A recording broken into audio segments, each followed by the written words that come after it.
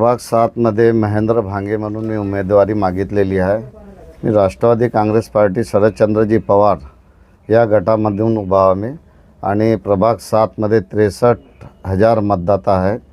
त्या मतदातामध्ये मला सर्वांना सांगायचं आहे की जे लोक समाजामध्ये काम करतात, राजकीय क्षेत्रामध्ये काम करतात, जे सर्वांचे लोकांचे प्रश्न सॉल्व करू शकतात, ज्यांच्यामध्ये क्वालिटी आहे, जे लोक आपल्या विभागामध्ये किंवा आपल्या क्षेत्रामध्ये लोकांसमोर जाऊन 24 तास काम करू शकतात, अशा लोकांना त्यांनी निवडून दिलं पाहिजे। आम्ही शिक्षणासाठी विद्यार्थ्यांना वह्या पुस्तकही घेऊन देतो। त्या माध्यमातून आम्ही लोकांचे शिक्षण कसे पूर्ण झाले पाहिजे याकरिताही आम्ही काम करतो। चांगला प्रश्न उचलला तुम्ही। महानगरपालिकेचे मध्ये सत्ता BJPची 15 वर्ष होती। त्यांनी महानगरपालिकेची शाळा बंद पाडली। जे गोरगरीब मुलं शिकत होते, जे रिक्षा चालवणेवाले, गड्ढा खोदनेवाले, ठेला ढकलनेवाले, सब्जी भाजीवाले, असे मोलमजूर लोकांचे मुलं शिकून तिथं मोठे झाले।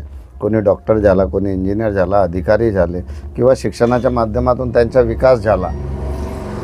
अशा पद्धतीनं ते शाळा चालत होती। पण जेव्हापासून BJPची सरकार आली त्यांनी हळूहळू महानगरपालिकेच्या शाळा बंद केले। खाजगीकरणामुळे जे विद्यार्थी आहेत ते शिकू शकत नाही। त्यांनी बेरोजगार आणि काय म्हणतात त्याला अशिक्षित ठेवण्याचं काम BJP सरकारनं केलेलं आहे। आम्ही त्याच्या विरोधामध्ये आहोत। आम्ही अगर निवडून आले तर आम्ही महानगरपालिकेचं स्वच्छ सुंदर व तिथं इंग्लिश मीडियम असं करण्याचा प्रयत्न करू, जिथे की लहान मुलं, गरीब मुलं तिथं शिकू शकतात। न जे पॅरेंट्स आहेत, जे फीस भरू शकत नाही, त्यांच्यासाठी मोफत शिक्षण देण्याचा आम्ही प्रयत्न करणार आहोत, ते करणार आहोत। लायब्रऱ्या बी खूप कमी प्रमाणात पडलेल्या आहेत। जे इथं बाजीराव साखरे लायब्ररी बनवून तयार झाली होती, ते 4 वर्ष बंद होती BJPच्या शासनामध्ये, कारण की शिक्षणाकडे त्यांच्या कधीच लक्ष राहत नाही। ते दुसरं काही अजून करतात, पण शिक्षण लोकांचं कसं थांबलं पाहिजे त्या पद्धतीनं काम करतात।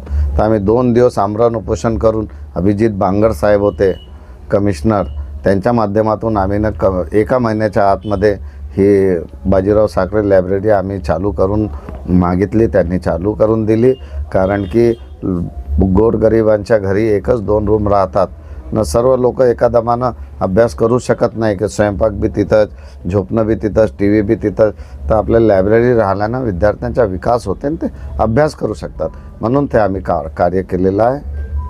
नाला आमच्या एरियामध्ये इथून लष्करी बागपासनं सुरुवात होते, रेल्वे लाईनपासनं, पण कधीच त्याची स्वच्छता झालेली नाही, जसं तसं राहते। त्यामुळे आमच्या एरियामध्ये मलेरिया, हैजा, डेंग्यूसारखे जे आजार आहेत ते सीजनमध्ये फोफावतात।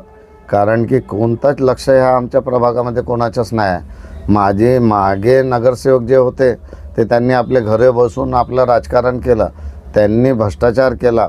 अधिकारी, नगरसेवक आणि ठेकेदार ह्या पद्धतीने त्यांनी भ्रष्टाचार केला ना, निम्न दर्जाचं काम केलं। नाले सफाई तर सोडा, गटर लाईन 40 वर्षापासून आपल्याकडे बनली नाही, कारण की ते जुनी वस्ती असल्यामुळे त्याला नवीनीकरण करण्याची आवश्यकता आहे। काही गटर फुटलेले आहेत, काही लोकांच्या घरा नळाच्या पाण्यामध्ये गटरीचं पाणी येते, अशा पद्धतीनं हे काम होऊन राहिलं आहे। रस्ते आमचे तुटले फुटलेले आहेत, गड्डेवाले रस्ते झालेले आहेत। स्लम एरियामध्ये खूप वाईट परिस्थिती आहे, तिथं फ्लोरिंग नाही, तिथं गटर लाईन्स अशी वरपर्यंत पाणी त्यांच्या घराच्या समोरून वाहत राहते। अशा पद्धतीनं चुकीच्या कामं करण्यामुळे आमच्या वस्तीचा विकास झालेला नाही। आम्हाला विकास करायचा आहे, शासनाची जबाबदारी आहे। शासन आमच्याकडून टॅक्स घेते। जो पहिले टॅक्स आमच्या 100, 200, 300 रुपये येत होता, आता 1000, 2000 रुपये येतात। नळाचे बिल वर्षातून एक वेळा 200-300 रुपये होता, आता 1100-1200 रुपये येतात। आपले पेट्रोलचे रेट पाहिला असेल तुम्ही, पेट्रोलचे रेट 60 रुपये होते, 110 रुपये झाला। आपले इलेक्ट्रिक बिल 200-300 रुपये येत होता, आता 2 ना 3000 रुपये येते। आता तुमचे सिलेंडर 400 रुपये होता, 1000 रुपये येतात, तरी लोक BJPला कसं वोट देतात हेच समजत नाही। विद्यार्थी परेशान आहेत, गव्हर्नमेंट सर्वंट परेशान आहे, अधिकारी परेशान आहेत, लोकांकडे रोजगार नाही, शिक्षणासाठी पैसा नाही, तरी BJP कशी निवडून येते हे आमचा प्रश्न आहे। आम्हाला असं वाटते की लोकांना सजग राहण्याची आवश्यकता आहे। त्यातील मतदारांना मी हात जोडून नम्र विनंती करते की मी तुमच्या एरियातला कार्यकर्ता आहे, मला तुम्ही ओळखता, मी नेहमी तत्पर काम करतो। कोणतेही काम राहिले 24/7 असा काम करतो. मला कधी रात्र बेरात्र फोन केला तरी मी तुमचे प्रश्न सोडवण्याकरिता तयार राहतो. मला अशी शाश्वती आहे की लोक पाहतील, लोक सिंबॉल न पाहतील. माझा सिंबॉल तुतारी आहे, नवीन आहे. मी शरदचंद्रजी पवार साहेबांचा कार्यकर्ता असल्यामुळे मी कोणते दलबदल केला नाही, न कुठे गेलो नाही, मौकापरस्त काम केलं नाही. मी प्रामाणिकपणे पक्षात बी आहे, न वस्तीतील नागरिकांचे सर्व काम मी त्या माध्यमातून करतो. आमच्या ऑफिसच्या माध्यमातून कम्प्युटर इन्स्टिट्यूट लावलेलं आहे, ऑनलाईन सर्व्हिसेस, आधार सेंटर लावले, पॅन कार्ड सेंटर लावलेलं आहे. ते सर्व आम्ही लोकांना इथून करून अवेलेबल करून दिलं. लोकांचे कागद कंप्लीट करून दिले. इथं आधार सेंटर 1 वर्ष ठेवला होता मी मग त्याचप्रमाणे आता शिवभोजन बी 10 रुपयामध्ये इथं जेवण मिळते. म्हणजे लोकांपर्यंत कशी सरकारी योजना पोहोचवता येते.